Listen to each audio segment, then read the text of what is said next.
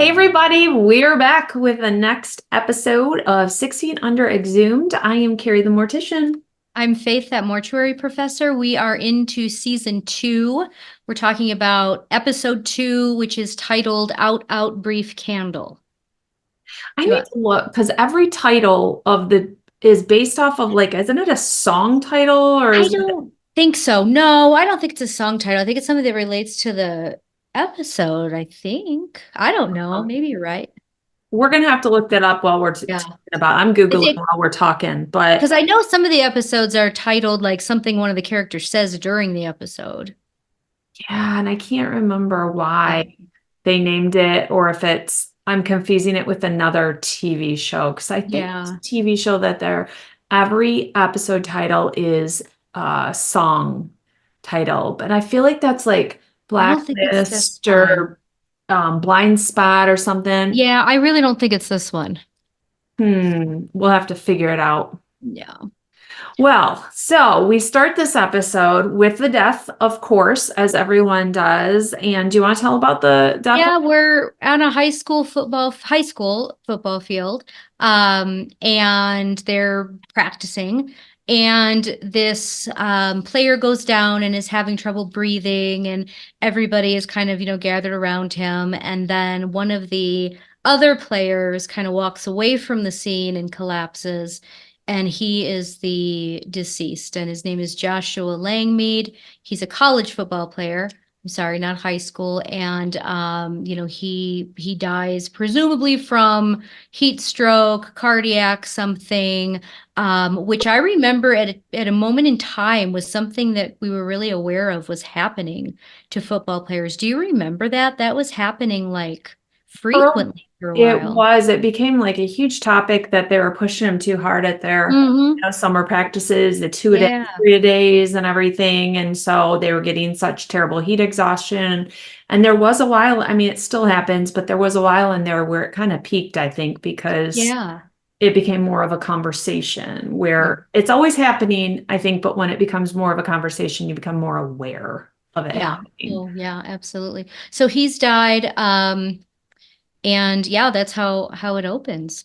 And I like how they kind of try to make you think it's going to be the one kid that Right. dies, but then actually the other kid drops, and you're like, Yeah. oh, okay, so Oh that's what yeah, they're doing. because there can be more than one person can be affected by that heat Yes. and I mean it's California, so I would imagine it's pretty awful.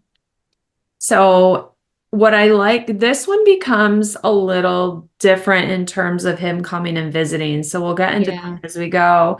But so we start with Brenda. Once we dive into the family stuff, we start with Brenda, and she's planning this dinner for like an old boyfriend or somebody that's coming with It his was the old family. boyfriend that I don't know if she was engaged to or not, I don't recall. It was the one that she was with.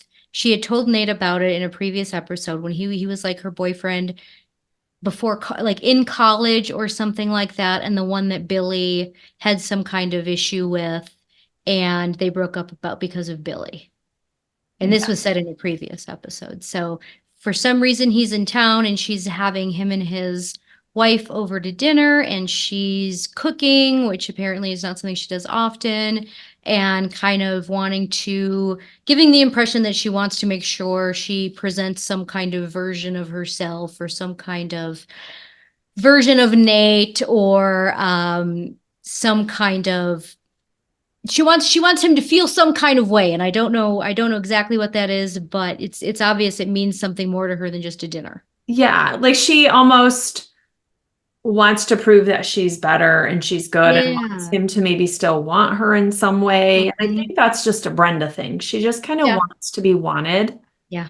And that's why she keeps certain people, I think, around her in different areas and Hmm. kind of learns that she doesn't maybe need that, but that's what she's going for with this. Like she wants his wife to think she's amazing and, That's what it is, probably. Yeah. grand and worldly maybe is what a good Maybe she word. wants his wife to be like threatened by her or feel some kind of way. Yeah. Yeah. And we Yeah. we flash over to the Kroehner guy, and this is kind of a big moment. It's so brief, but it's big because they're walking into this business, and Mitzi, who we met, fiery little Mitzi, turns to the Kroehner guy and is like, so I gave you these deadlines and you didn't do them. He's like, well, I'm working whatever. And she's like, okay, you're fired. And he Yeah. is gone. Whether he'll circle back, I don't know. But yeah, she just fires him. And so he's gone. So she's going to kind of take the lead trying to get the Into Fishers, that, yeah, get into that um, market. which I think is going to be a little more zesty of a storyline than the other guy trying to get the Fishers. But Oh yeah. we'll see how that plays out. So, and then Nate gets to do this. Joshua's death is going to be Nate's first arrangement. And he goes, It's not great. no, it's not at It's all. I was thinking, what? I mean, he was so much more personable when he was, sitting in there with David, and I don't know why, or if it was just nerves or whatever it was, but he was really cold and just did not do a good job. That is Super. not a good job, listeners. Um,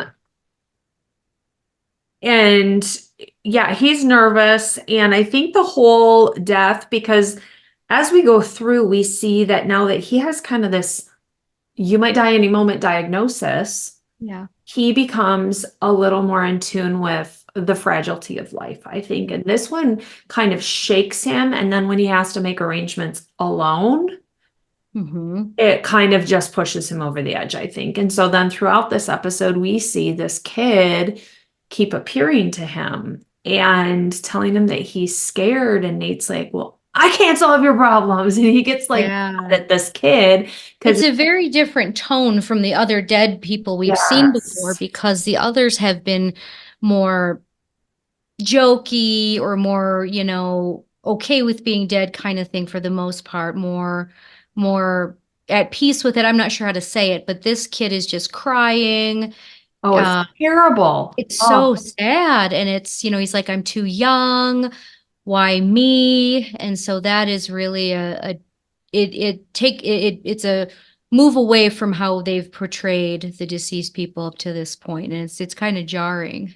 yeah. Before it's more like they're trying to give a lesson to us, Right. or they're just chatting, but you really feel that he understands he has died and He he didn't want is to, and he's not. scared. And No. it's, I think as a mom, like, it just broke my heart thinking that he's alone and he's scared about this journey and what's next and having to leave and not getting to see his family. Like, it just, oh, it's kind of gut-wrenching. It Oh, really is.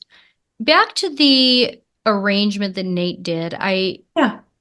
I think it's worth mentioning to the listeners that we as funeral directors have days when we are really good at our jobs and days when we are just doing the best we can to get through the arrangement for what reason or another. And I remember just thinking that, reading, watching the episode, God, I hope I never came off that way to a family where I just Yeah. was cold and didn't want to be there. But there's something to be said, as an insider look into the industry, that it's exhausting meeting with families for us. And when you do it 3, 4, 5 or more times a week, your energy goes up and down, and your Oh sense gosh, of yeah. humor, ebbs and flows, and we're not robots. And it just made me kind of examine myself as a director and go, gosh, I hope I was never that obvious about being just not really as present as I could be.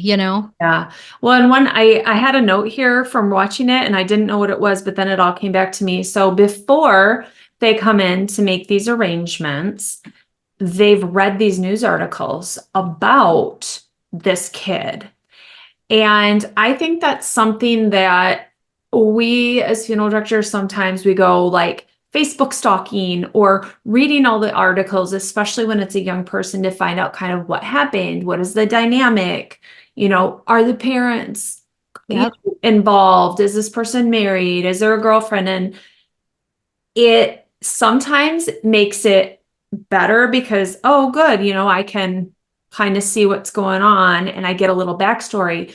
But then sometimes it moves you into a very emotional place because you know the story and Yeah. you know that this guy has, two little kids at home, or she has this huge family that's been rallying around her for the last year and a half, or we find out things that maybe take us away from our kind of stable zone and Yeah. more emotional.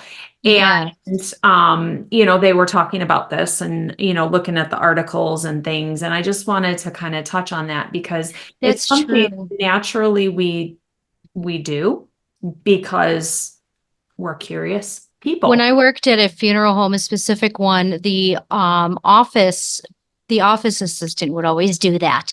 And she'd always tell you, she'd be like, "Oh, well, I did." And I'd be like, "Don't tell me. I don't like," because so sometimes I mean, you're nosy, I'm nosy. I'm as nosy as a person you could imagine. But, if I didn't go looking for it, I was kind of like, maybe I shouldn't know because then I'm going to have some kind of preconceived notion or judgment, which is again, that's something with social media that we have had to learn how to appropriately use and not use in the industry and in business and in hiring and all these things, because really 20 years ago, the time this show was being filmed, there was a newspaper, there was no Facebook for them to go get information. So it's kind of a new thing that we're maybe sometimes using, and we shouldn't be, because then we have information that can cloud our judgment as professionals potentially, but it can also be helpful, like Kari said, to understand dynamics or even, the personality of somebody, or, you know,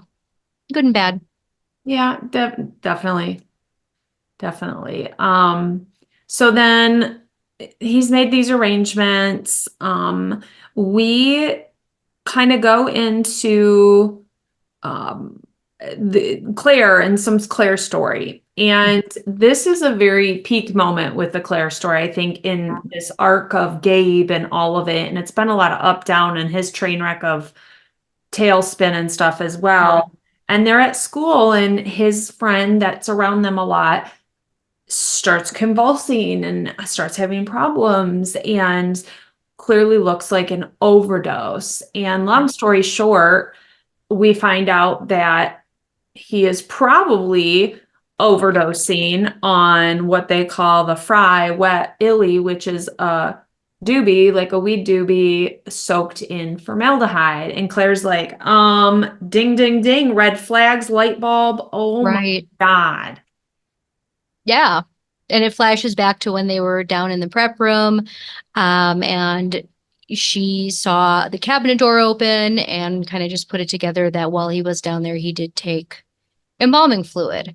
And if you remember, he had robbed a liquor store in the prior episode or two and hadn't been caught, with having done that yet with his friends. But in this episode, they're talking about how there's footage out and somebody's going to recognize them. So his stuff is kind of coming to a head as well. Yes.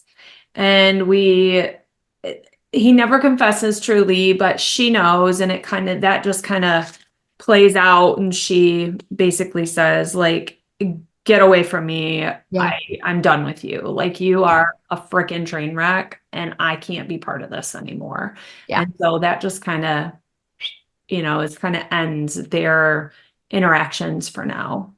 Yeah. So we've got Ruth. Yeah. I'm loving Ruth in this season already. Like, these next couple episodes are great with Ruth. Her and Robbie, who is the guy she works with at the flower shop, he invites her to this thing. And because he's in such a good mood, she's like, "Well, what's going on with you?" And he's like, "You should come. It's the plan. Like, It's let's a go." graduation thing or something for some Yeah. kind of group he's in. But it's funny how it starts, because he goes over to her and he goes, "Ruth, I forgive you." And she's like, And she's like, "Well, I didn't do anything to you." And he's like, "Yes, you did. You started." It was kind of, I think it's kind of crap, because he was like, "Well, you started working here and changed everything, everything, the dynamic changed." Well, that's not her fault. right. He should be forgiving Nikolai for, that, not Ruth. But she's like, "What?" And so then he invites her to this graduation ceremony for this program he's been in called The Plan, about I guess just self-improvement, right? I mean, I don't know what Yeah. else to call it. Well, and it really, I mean, it's a culty Yeah. thing. Yeah. But the people that are going through it are feeling very empowered and finding their place and figuring out who they are and building the best life for themselves. So it's not like just because it's kind of culty doesn't mean that it's a terrible or bad thing. So we kind of see her there and going through these classes and answering at one point she gets called on and I just love her. Like she's so naive, yet she is very She doesn't take any, tune. Yes. yeah. She doesn't take crap and she does kind of stand up for herself, even though she kind of gets walked all over too. It's like Yeah. Yeah. she's both sides of the coin, which I think is Yeah. interesting She for hasn't had a her. lot of exposure to things. You can tell. No, She's not a dumb person. no. Well, we see in terms of the funeral home business, This this is my favorite whole new thing. thing. And I remember when this Uh, was on TV because people are like, is this really a thing? And I'm like, yeah, it's kind of the new latest greatest, which is corner cut caskets. And forever, uh, I thought it was quarter cut for forever, but then I'm like, Quarter, quarter. corner. It is corner, but I always thought it was quarter back in the day. Oh, like quarter panels. Like quarter Well, those cut. exist. It is corner. It's corner cuts. It's corner, but I thought it was quarter because you cut the casket in like fours and Yeah, then but I'm like, it's not long enough for a quarter. no, but those exist too. That's another Yeah. thing. You can have them either corner Yeah. or quarter panels. So you're not wrong. They We've said exist. the words far too many times in Sorry, guys. conversation. Yeah, this was so funny to me because this was like the newest, coolest thing. And now people are trying to get rid of them because they're old. Yep. It's only been 20 years. So, This is crazy, but this really was great for overhead. So as a mhm. business, you didn't have to purchase 20, 30 caskets to have in a selection room, And worry yeah, about selling them. the Fishers were using catalogs, they said, but I think it's worth saying that in some states you were required to have a selection room. I think that's still true in a lot of states, but I don't, obviously it's probably not true that you have to have full size ones. But in multiple states as a funeral home, you are required to have a selection room that's a certain size. And the assumption, at least up until that point, was that you were showing full size caskets. So you would have to keep, I mean, if we teach in school, which we do, that, like 12 to 30 or whatever caskets Right. are, many, which is a big range, but you're supposed to have in your selection room, that takes up like the size of a whole chapel. I mean, It's that big. is just because you have to be able to walk around them. You have to have room for other stuff. So that is a very large room. You have to heat, cool, light, keep those things clean. Yep. And if you aren't able to buy, and most of them were on consignment, meaning if I showed these caskets and a family chose that one, they got that one, the one that I had, and then I would get another one from the manufacturer. So weren't paying for them until you sold them necessarily, but there was still, it was a big deal. It was a Well, and then big, you're having to go in, like when you're using them from your selection room, you're then going in, moving them onto the display, then off the display onto a truck. And then, like, I worked at a funeral home and they had an old carriage house, which is where they made arrangements. And all the ones from out there, you had to put them on this insane old school elevator, bring them down, bring them across the parking lot into yep, the funeral home to casket yep, the person. Like, it's a lot of crazy extra steps that once this started, you didn't need because you didn't need. you never brought caskets in and out. You ordered them on demand and got Mhm, them 1 or 2 days later mhm. because of how local you could get a warehouse for Yeah, that casket company. And so this changed. You didn't have to have overhead. People could still tangibly see, touch the color and a sample of the interior. So it kind of met both needs. It was great. It was revolutionary for the time. As you're seeing, like they're like, wow, this is so cool, but it's yeah, expensive. yes, It's it is super expensive. expensive to put these new setups and displays in your selection room. So that's what they're kind of going with in this is we need this.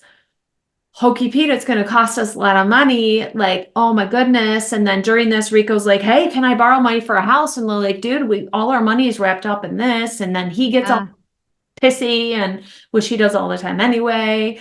But then they yeah. get it put in and they get no bill. Yep. Do you want to explain that? Yeah, well, I think we need to go back because Mitzi, I can't remember, Mitzi, whatever, Huntington, somebody Yeah. from Kroehner shows up one day, and David doesn't know who she is because he has never met her. And she asks to speak with him and Nate. And I mean, they're not very nice to her. And it's kind of funny, because it's clear she's trying to schmooze with them and apologize for what, the other guy, how he treated them, but clearly, she's trying to get on their good side. And they aren't very nice to her and they aren't really tolerating her. So she comes in and sees that they're having this installed. And then when it comes time for the bill, it turns out that she had paid for it for them, so they don't have to pay for it. Yeah. Um, which is kind But of, because they own the casket company, Kroner has yeah, purchased this casket company and they had no idea yeah, that they are just in nosing everything. everything. And so they get this display and then they find out it's a Kroner thing. And so they're like, oh, crap, we can't back out. We have this, and it was free. So that's nice. So what do we do? So they just kind of roll with it, which is good. Yeah, we don't really hear anything more about that. But yeah, it's just, I mean, David just thinks it's the coolest thing ever, and it's just funny to me because now if you walk in there, it's old fashioned. Like we've moved on Oh I gosh. mean, a lot of places still have them, but they're a lot of places are getting rid of them. And there was a time where it probably may still be this way. You could only get one of those if you were exclusive with a certain casket Correct. manufacturer. Correct. So, you couldn't show different caskets from different manufacturers. You had to be exclusive with one or you couldn't get their display set up. So that was kind of a way to get funeral homes to sign exclusivity contracts for merchandise because then they would get those really nice display setups for less money, or even for no money. But yeah, so the corporation had bought the casket company, which is common. I mean, if we talk about it now, look at it like Wilbert Yep. owns Pierce, which is a chemical company.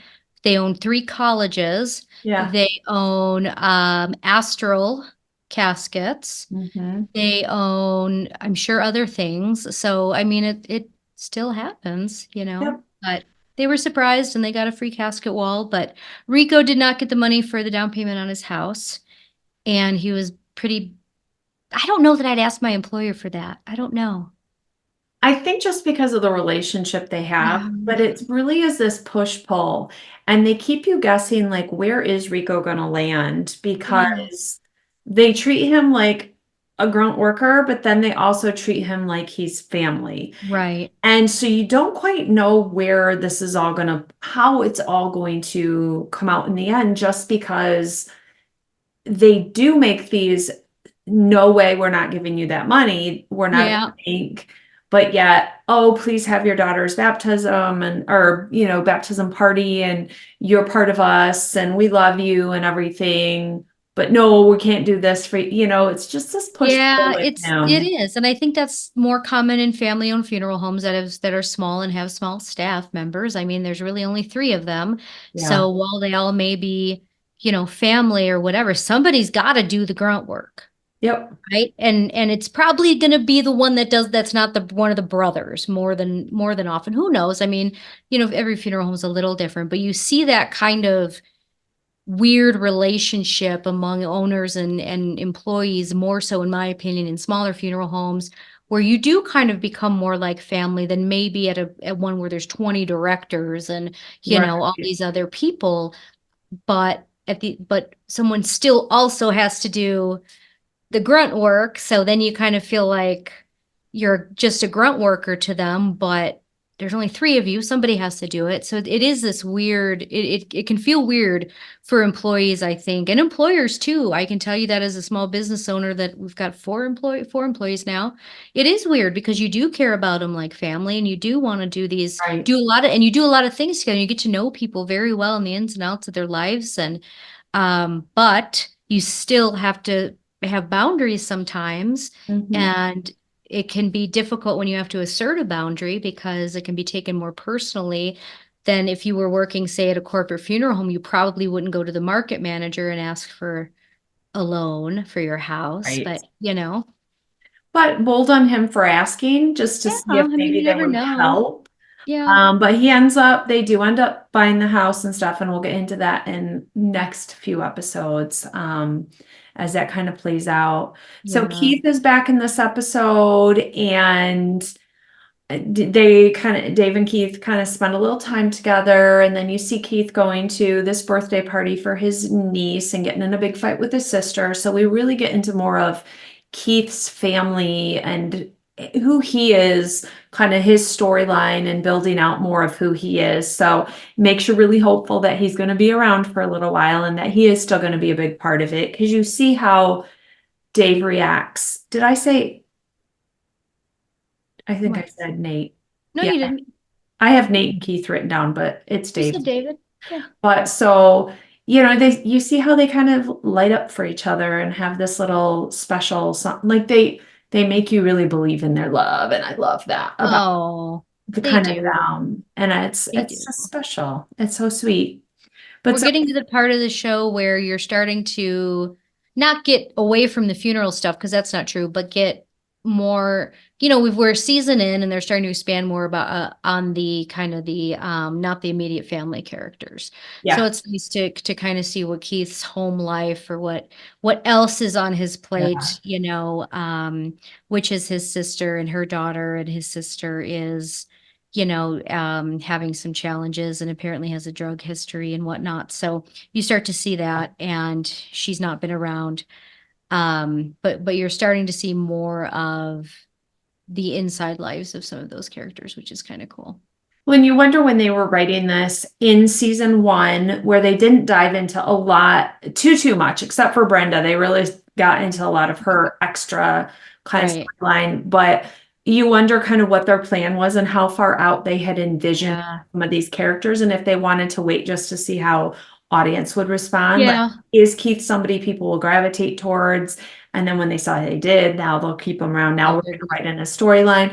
I Right. just wonder how some of that works I with don't know. It's hard to writing say. and stuff. So again, we need some writers to talk Yeah, to us we need about. someone. I think generally see, a TV show will get a certain number of seasons up front, maybe more than one, but I don't know if they edit back if something change. I don't know. I know nothing. We need somebody that knows We something. know That's what nothing on we that, know but nothing. well, But we're this, back at, oh, go ahead. oh no, I was going to say, so, this episode was, I mean, obviously it's the same length as others, but in terms of big, huge content, that we've hit almost all of them except for, this Nate, we come Yep. back to Nate's diagnosis, and he has a dream world where, um, or like I can't remember if he was dreaming or if it was like daydream, but that he was telling It Brenda was, yeah, about like that daydream. he was going to die, and it never really happened.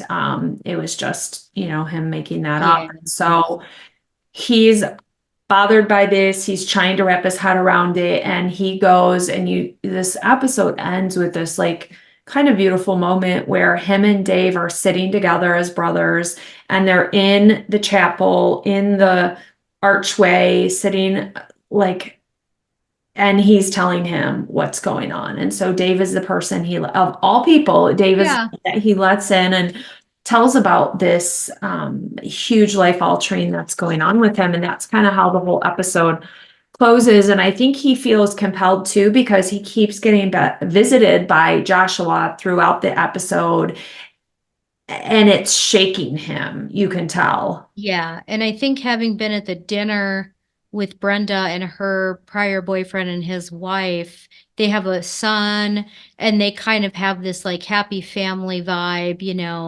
that makes him realize what he could not get the chance to have in his own life if he were to die of this thing, sooner than later.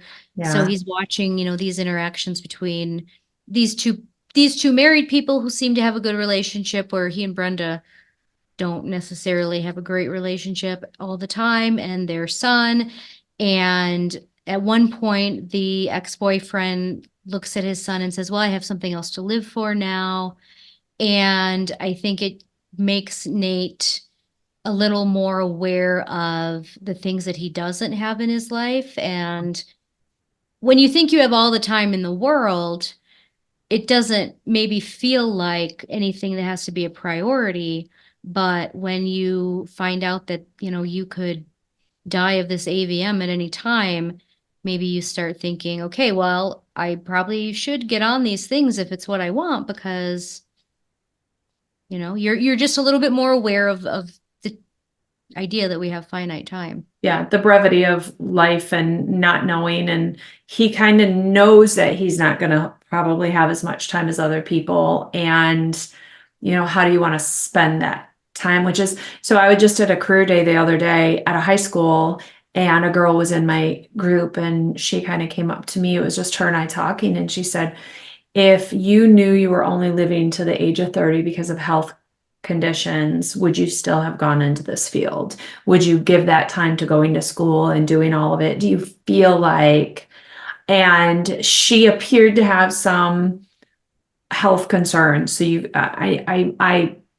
99% sure she was talking about herself. And, so my answer to her was, you don't have to go to school to work in a funeral home. And there's so Right. many areas you can be just as effective, just as, supportive of families, and you can still help do makeup and dress people and, do pretty much a lot of the areas. There's just some areas you do have to be licensed, I said, but you could go start working there right now and dive in and start that path. But it's at any point you can do it, and we're all could die at any time. Yeah. So it was interesting.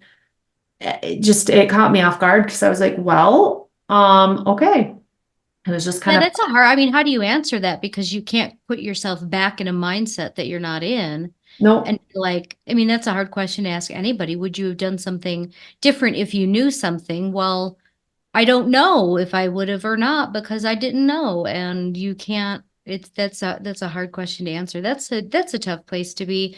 I think that people that are, maybe do have some of those life limiting diseases or disabilities still want a normal, Hmm. life, but it definitely, you have to think about things a little bit more. But you're right, there's a lot of things in a funeral home a person can do without the time and expense of school, and depending on the state could be more or less, but there's an entire support staff that is needed at a funeral home. It's not just funeral directors. There are many, many people that help in many capacities, and it's a good way to see if it is something that you might want to do long term.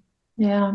So we end out our episode with that, and then we're going to move on to episode 3 next week of season 2. Like, So post your comments, questions below. Do you know people who are living with, kind of terminal diagnosis and things, and how's that impacted maybe you or people around you? So post your stories. We'd love to read them and kind of hear more about it from your side. And if you guys know how they chose the yeah. episode names, tell me, because How that's do they choose driving me the nuts. episode names, and how do they write TV shows? Do they write the whole thing and then go back, or do they just write it season by season?